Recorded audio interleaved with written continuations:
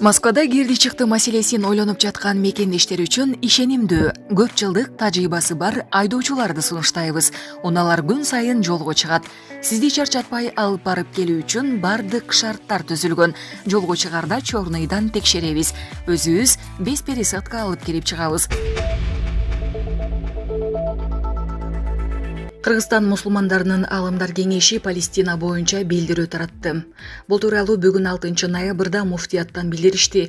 Аалымдар кеңеши өз билдирүүсүндө Израилдин Палестинанын карапайым калкына каршы жасаган согуштук кыргынын кылмыш деп аташты.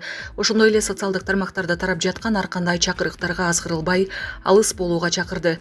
Урматтуу мекендештер, урматтуу мусулман бир туугандар, Кыргызстан мусулмандарынын Аалымдар кеңеши жана Кыргызстан мусулмандарынын дин башкармалыгы Израиль өлкөсүнүн Палестинанын карапайым калкына каршы жасап жаткан согуштук кыргынын адамзаттык кылмыш деп айыптайбыз. Мусулман дүйнөсүнө Кудай Таалам өзү жар болсун, өзү колдосун. Бул кайгы бир гана палестиналыктардын эмес, бүт дүйнөдөгү мусулмандардын кайгысы болууда.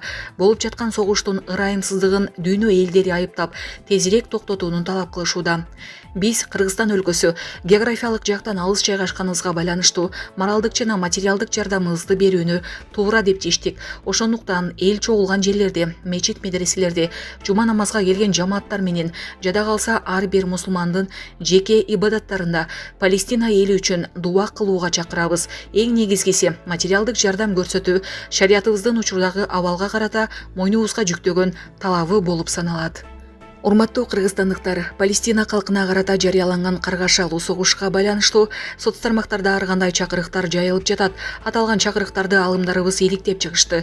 Жыйынтыгында мусулман бир туугандарыбызга болгон жардамыбыз руханий жана материалдык болууга тийиш деген бүтүмгө келдик. Ошондуктан эмоционалдык сезимдерге алдырып жеке же кандайдыр бир уюшкан топтор менен бирге жихад деген ниетте Палестинага баруу шариаттык эрежелерге сыйбайт деп эсептейбиз деп билдиришти Аалымдар кеңеши. Булак Супер Кейжи. Орусия аэропорттордо мигранттардын манжа изин ала баштайт. Орусиянын ички иштер министрлиги жакында Москванын аэропортторунда мигранттардан дактилоскопия жана сүрөткө түшүрүү иштерин жүргүзө баштайт. Бул тууралуу ТАСС агенттиги министрликтин миграция маселелери боюнча башкармалыгынын жетекчиси Валентина Казаковага шилтеме жасап жазды. Азырынча тилекке каршы чек араларда дактилоскопия иши жүргүзүлбөйт, бирок Москва бийлигинин сунушу менен биз жакында бул жараянды баштайбыз деп ойлойм. Ошондо гана маалыматтарын өзгөртүп келгендер Орусиянын аймагына кире албай калат, деди Казакова. Ал Орусияга кирген эмгек мигранттары 2021 жылдын соңунан бери милдеттүү түрдө манжа издерин тапшырып, медициналык кароодон өтүшү керек экенин эске салып, мунун жыйынтыгында 2000ден ашуун кылмыш иштин бети ачылганын кошумчалады. 2021 жылдын 29 декабрына тарта 3 айдан ашуун убакытка келген чет элдиктер бармак изин тапшырып, баңгиликке берилбегенин, инфекция жок экенин, ВИЧ менен оорубаганын ырасташы керек. Булак Азаттык. Агасына болушам деп ажалтап, алайда айылдашын токмоктоп, инесин бычактап өлтүргөн жаран кармалды. Алай районунун Үчтөбө айылында 18 жаштагы тургун бычактан алган жаратынан улам каза болду. Бул тууралуу Супер Кейжи порталына Ош облустук милициясынан билдирди. Маалыматка ылайык 3 ноябрь күнү кечинде 1992 жылы туулган тургун 1994 жылы туулган айылдаш менен уруша кетип, башын жара жапкан. Жарандын 2005 жылы туулган инеси бул тууралуу билип калып, агасын токтогон кишиге барган, бирок жаран үйүнөн бычак ала чыгып, аны бычактап салган. Андан соң унасы менен качып кеткен. Жаран алган жаратынан улам каза тапкан. Учурда шектүү кармалып, унасы айып короого киргизилди. Ал эми маркумдун агасы ооруканада экени кошумчаланды. Булак Супер Кейжи.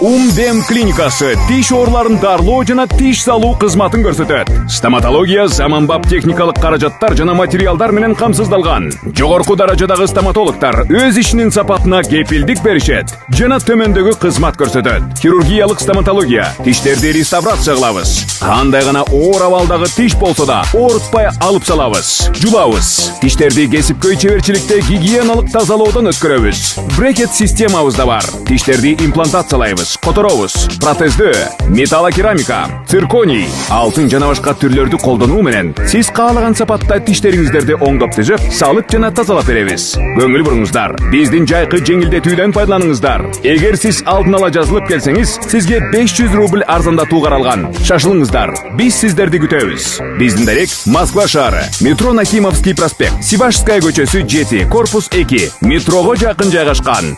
5 мүнөт гана жөө басасыз. Байланыш номеру +7 925 103 22 77.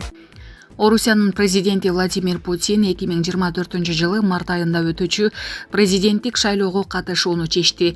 Бул тууралуу Reuters агенттиги ар башка 6 булакка таянып жазды. Бул Путинге бийликте 2030 жылга чейин калуу мүмкүнчүлүгүн берет дегенди билдирет. Маалыматка караганда Путин Орусияны соңку ондогон жылдардагы эң кооптуу абалдан өзүм гана чыгарып кете алам деп эсептейт. Бийликти 1999 жылы Борис Ельцинден өткөрүп алган Путин 7 октябрда 71 жашка толду. Ал үчүн шайлоо жөн гана формалдуулук. Reuters агенттиги жазгандай, эгер ал талапкерлигин койсо, маалымат каражаттарынын мамлекеттик институттардын колдоосу менен сөзсүз жеңет. Буга өлкөдөгү башкача ойлонгондордун сөз эркиндигинин чектелиши да таасирин тийгизет. Буга чейин Медуза басылмасы президенттик администрацияга жакын булактарына таянып жазгандай, Кремль 2024 жылдагы президенттик шайлоодо Владимир Путиндин атаңдаштары кимдер болорун аныктады. Мында биринчи кезекте ыктымал талапкерлердин жаш курагына көңүл бурулган. Маалыматка караганда алардын жаш курагы 50гө чейин болсо, орусиялыктар 70 жаштагы Путин менен салыштырып ойлорун кескин өзгөртүшү мүмкүн. Орусияда президенттик шайлоо 2024 жылы 17 мартта өтөрү күтүлүп жатат. Владимир Путин 5 мөөнөткө ат салышуу ниетин расмий жарыялай элек. Булак Азаттык. Израиль армиясы Газа шаарында 48 сааттын ичинде ири чабуул жасоону пландоодо. Израилдин куроо күчтөрү Газа шаарына жакынкы 48 сааттын ичинде аскердик операциясын баштоону пландоодо. Бул тууралуу Израилдин Харец басылмасы билдирди. Маалыматта Газадагы операциянын негизги максаты Хамастын согушкерлерин, ошондой эле бул уюмдун туннелдерин, аскерий жана жарандык объектилерин жок кылуу деп белгиленген. Израиль армиясы Газа тилкесинин түндүгүнөн тереңдеп баратканын билдирди. Согуш башталганга чейин Газа тилкесинде 2 миллиондон ашык адам жашаган. Учурда алардын 1,5 миллионго жакыны жер которууга аргасыз болду. Ал арада Бириккен Улуттар уюмунун ири агенттиктердин башчылары жана Дүйнөлүк саламаттык сактоо уюму биргелешкен кайрылуу жасап, Газа тилкесиндеги ок атышууну чокул токтотууга чакырды. Израиль чабуулунан курман болгон палестиналыктардын саны 9770ден ашты. Алардын 4000-ин жаш балдар түзөт. Булак Супер Кежи.